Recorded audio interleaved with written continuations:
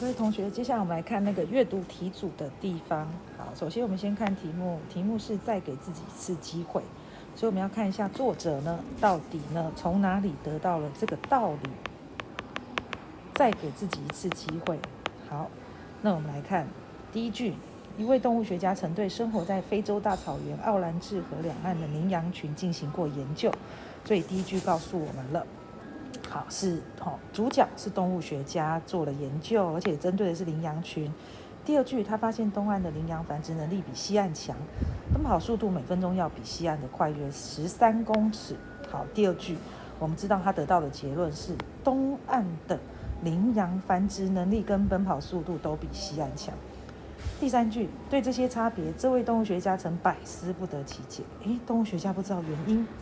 第四句，因为这些羚羊的生存环境和鼠类都是相同的，饲料来源也完全一样，所以第四句就是作者他百思不得其解的原因。于是有一年，他在动物保护协会的协助下，在东西两岸各抓了10只羚羊，把它们分类送往对岸。结果运到西岸的10只羚羊，1年后繁殖到14只，而送到东岸的10只羚羊只剩下3只。那7只全都被狼吃了。好，这位动物学家终于明白了，东岸的羚羊之所以强健，就是因为它们附近是有天敌的，就是狼群。那西岸的羚羊之所以弱小，就是因为缺少了这样的一群天敌。所以这个结论就来了，由此可见，好的环境可以呢使羚羊呢，好的环境却使羚羊变得很弱小。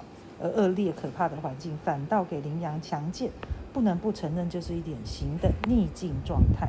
所以就是我们常讲的要生于忧患，不然最后你就会死于安乐了。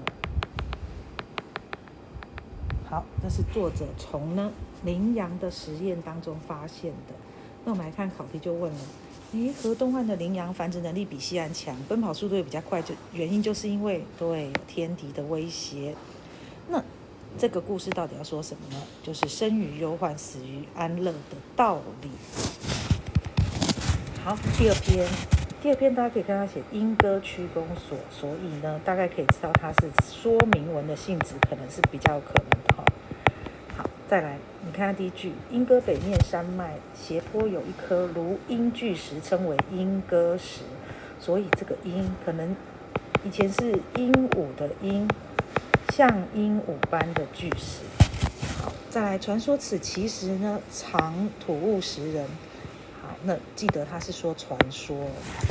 当郑成功领军经过此地时，曾被避天瘴气所阻扰，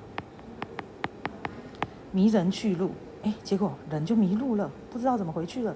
士兵被食，士兵还被吃掉了。于是郑成功就遂指挥士兵开巨炮轰断莺歌石的颈部，瘴气才散去，军队因而得以继续前进。